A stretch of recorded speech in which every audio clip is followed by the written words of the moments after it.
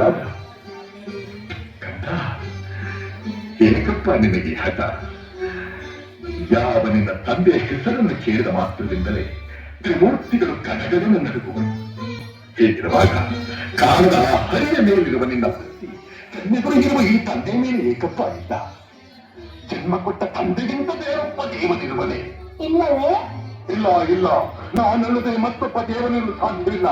ಜಗತ್ತಿಗೆಲ್ಲ ನಾನೇ ಸರ್ವೇಶ್ವರ. ನೀನು ನನಗೆ ಜನ್ಮ ಕೊಟ್ಟವರು ನಿಜ. ನಿನಗೆ ಜನ್ಮ ಕೊಟ್ಟವರು ಯಾರು? ನನ್ನ ತಂದೆ ಕಶ್ಯಪ ಬ್ರಹ್ಮ. ಅವರ ತಂದೆ ಚತುರ್ಮುಖ ಬ್ರಹ್ಮ. ಅವರ ತಂದೆ ಯಾರು?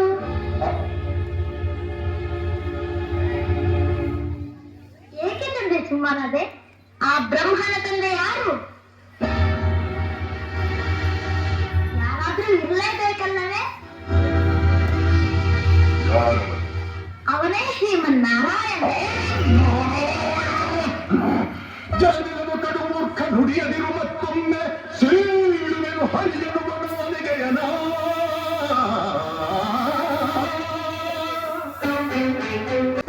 ಪಾತಾಳದಲ್ಲಿ ಪರಿಚರಣ ವಿಶ್ವವನ ಆಳುತಿಹ ತಾನವೇಶ್ವರನೆದುರು ವಿಶ್ವರೂಪಿಯು ಹರಿಯು ಎನ್ನುವೆಯ ಮೂಢ.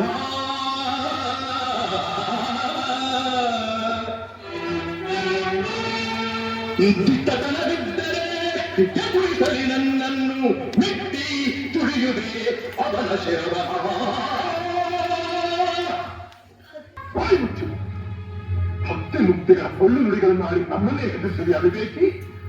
ಹರಿ ಹರಿ ಎಂದು ಗಂಟಲು ಹರಿದುಕೊಳ್ಳಿದೆಯಲ್ಲ, ಎಲ್ಲಿದ್ದಾರೋ ನಿನ್ನ ಹರಿ? ಎಲ್ಲೆಲ್ಲೂ ಇದ್ದಾನೆ.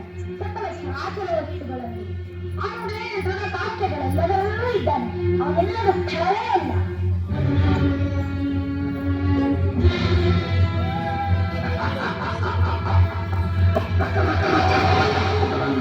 ಅವನೇ ಉತ್ತಮ ಕಾಷ್ಟಗಳೆಲ್ಲದರಲ್ಲೂ ಇರುವುದು. ಈ ಭೂಮಿಯಲ್ಲಿ, ಆಕಾಶದಲ್ಲಿ, ಅಲ್ಲಿಯೂ ಇದ್ದಾನೆ. ಬೆಂಕಿಯಲ್ಲಿ, ಅಲ್ಲಿಯೂ ಇದ್ದಾನೆ. ನೀರಿನಲ್ಲಿ, ಅಲ್ಲಿಯೂ ಇದ್ದಾನೆ. ಗಾಳಿಯಲ್ಲಿ, ಅಲ್ಲಿಯೂ ಇದ್ದಾನೆ. ನನ್ನಲ್ಲಿ, ನಿನ್ನಲ್ಲಿಯೂ ಇದ್ದಾನೆ. ನಿನ್ನಲ್ಲಿ, ನನ್ನಲ್ಲಿಯೂ ಇದ್ದಾನೆ. ನಿನ್ನಲ್ಲಿದ್ದರೂ ಇರಬಹುದು, ನಿನ್ನಲ್ಲಿದ್ದರೂ ಇರಬಹುದು. ಈ ಅರಮನೆಯಲ್ಲಿರುವನೋ? ಎಲ್ಲಿ ಎಲ್ಲಿ ಎಲ್ಲಿ ನೋಡಬೇಕೆಂದರೆ ಎಲ್ಲಿ ನೋಡಬೇಕೆಂದರೆ ಅಲ್ಲಿ, ಎಲ್ಲಿ ನೋಡಬೇಕೆಂದರೆ ಅಲ್ಲಿ. ಈ ಕಂಬದಲ್ಲಿರುವನೇ? ಅಲ್ಲಿಯೂ ಇದ್ದಾನೆ. ಈ ಕಂಬದಲ್ಲಿರುವನೇ? ಅಲ್ಲಿಯೂ ಇದ್ದಾನೆ. ಈ ಕಂಬದಲ್ಲಿ, ಈ ಕಂಬದಲ್ಲಿ, ಅಲ್ಲಿಯೂ ಇದ್ದಾನೆ.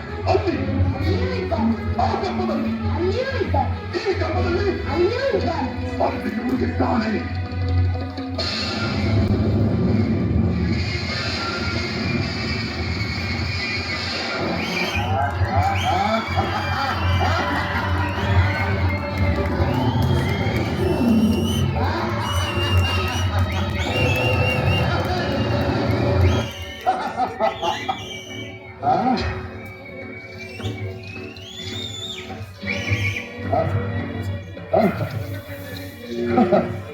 ಭಲೆ ಭಲೆ ಬದಲಾಗುವ ಛಲಗಾರನೆಂದರೆ ನೀನೇ ಸರಿ. ವೈಕುಂಠವನ್ನೆಲ್ಲ ಕಳಬರಿಸಿದರೂ ಕಾಣಲಾಗದ ನೀ ನನ್ನ ಕುಲ ವೈರಿಯನ್ನು ನಿನ್ನಲ್ಲಿಯೇ ತೋರಿಸಿ ಬಿಟ್ಟಿಯ ಮಗನೇ. ನಿನ್ನನ್ನು ಮಗನನ್ನಾಗಿ ಪಡೆದ ನನ್ನ ಜನ್ಮ ಸಾರ್ಥಕ ಸಾರ್ಥಕ.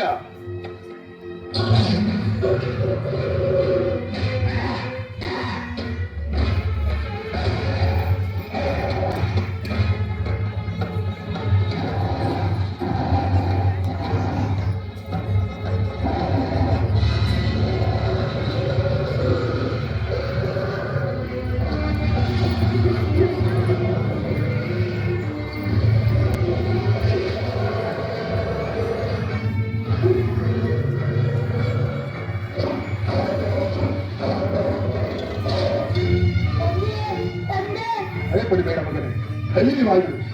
ಈ ವನಮಾಯಾ ಜಾಲ ನನ್ನ ಮುಂದೆ ನಿಲ್ಲುವುದಿಲ್ಲ. ಕಾವಲಿಗೆ ಸಿಕ್ಕ ತಾಯಿಗೆರೆಯಂತೆ ಸುಮ್ಮನೆ ಬಿಡುತ್ತೇನೆ.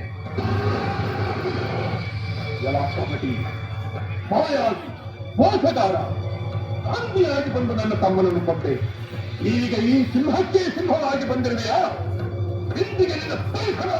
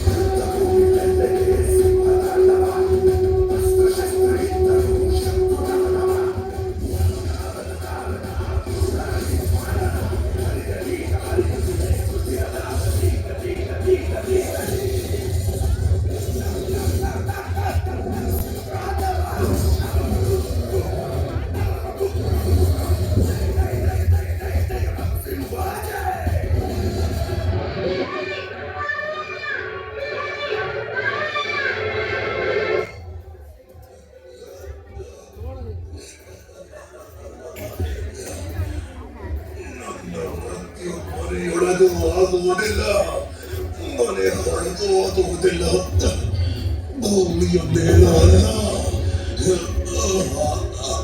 ಆಕಾಶದಲ್ಲೂ ಅಲ್ಲ, ಸಜೀವವೋ ನಿರ್ಜೀವವೋ ಯಾವ ಶಸ್ತ್ರದಿಂದಲೂ ನನ್ನ ಮೃತ್ಯು ಆಗುವುದಿಲ್ಲ.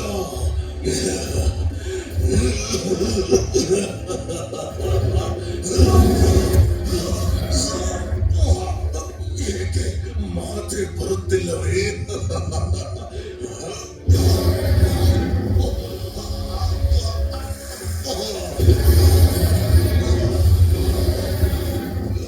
ಕಶ್ಯಪು ಯಾವಾಗ ಅರ್ಥವಾಗುವುದು ತಾನೆ? ನಾನೇ ಎಲ್ಲರ ಪರಮಪಿತ, ನನ್ನ ದೇವನ ಸೃಷ್ಟಿಯು ನನ್ನದೇ, ನಾನೇ ಅಖಂಡ ಸೃಷ್ಟಿಕರ್ತ, ಸ್ವಯಂ ನಾನೇ ಭಗವಂತ. ಮೂರ್ಖ, ನೋಡು ನನ್ನನ್ನು, ನಾನು ಅಲ್ಲ, ಹಾಗೆ ಪಶುವು ನಾನಲ್ಲ, ನಾನು ನರಸಿಂಹ.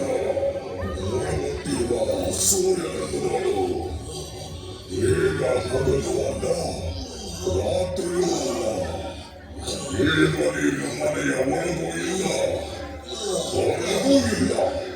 ನೋಡು, ನೀನು ಹೊಸಲಿನ ಮೇಲಿರುವೆ, ನೀನು ಭೂಮಿಯ ಮೇಲೂ ಇಲ್ಲ, ಆಕಾಶದಲ್ಲೂ ಇಲ್ಲ, ನೀನು ನನ್ನ ಮನೆಯಲ್ಲಿರುವೆ. ಈಗ ಶಸ್ತ್ರ ವಿಷಯಕ್ಕೆ ಬಂದರೆ ನಾಡಲ್ಲಿ ನನ್ನ ಉಗುರುಗಳು, ಇದು ಅಸ್ವಜೀವವೂ ಅಲ್ಲ, ಹಾಗೆ ನಿರ್ಜೀವವೂ ಅಲ್ಲ.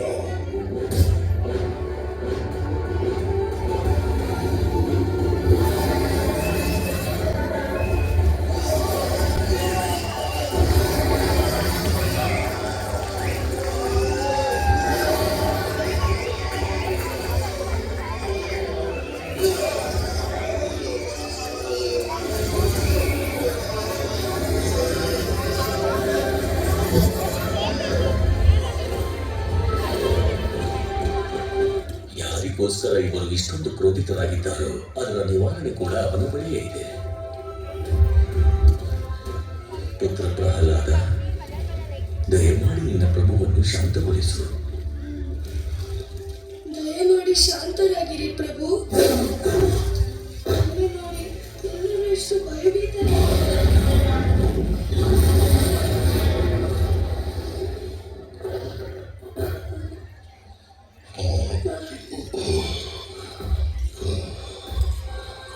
ಹೇ ಪ್ರಭುವೇ, ಶಾಂತರಾಗಿರಿ.